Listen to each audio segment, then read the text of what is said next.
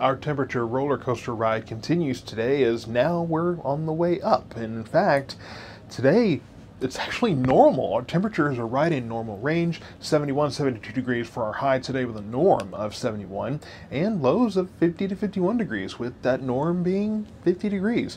Now, it's not often that we get a day like this. Of course, we are on the upswing, so we're kind of in between a cooler trend that we had just recently and now the warming trend we're headed towards. So yeah, it's pretty normal in north central Texas to hit normal in between a warm up or a cool down. So that's just kind of how things work.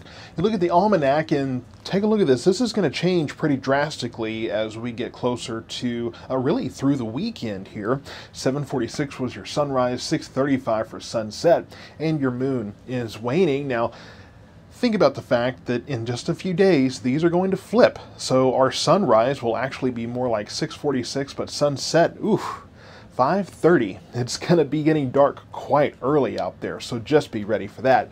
Saturday night into Sunday morning, that extra hour of sleep will be nice. Our drought conditions have increased, they have improved, I should say, dramatically across our area. And moderate drought for most of us, a little bit of abnormally dry for eastern parts of New Hero County. They're really nice. And yes, you have some severe drought for western parts of our area, but for the most part, we are back down to the moderate drought position. We were in extreme drought for the longest time, had some exceptional in our area, but things are getting better. We look at lake levels and all that runoff has kind of settled in here. 100% full at Pat Cleburne, Joe Pull Lake there, over to Bardwell. 66% in Waxahachie, still a little bit on the lower side there. 93% at Lake Whitney, 76 at Lake Aquila. Navarro Mills, 85% there. And then in the eastern part of our area, 91% there for Richland Chambers Lake, and then Cedar Creek Lake at 93% full. So yeah, much better than where it has been, but like I said, a couple of those still have some room to go.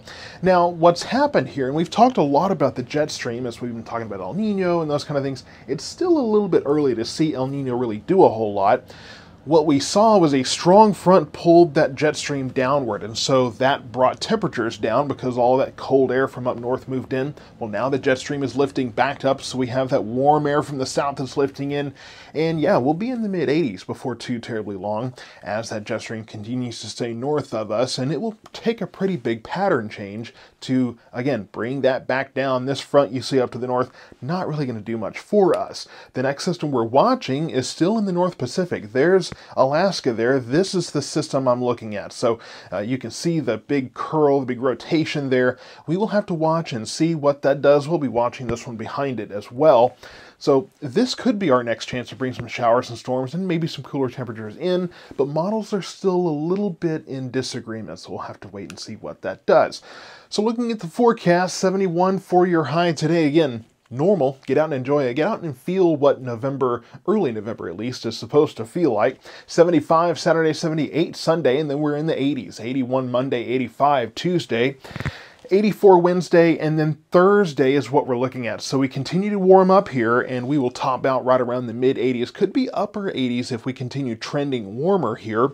But here comes that cold front on Thursday. Again, models are not sure what this is going to do. Some folks have us in the 70s, some have us in the upper 80s. I have us right around 80. I'm kind of splitting the difference here because we're just not really sure.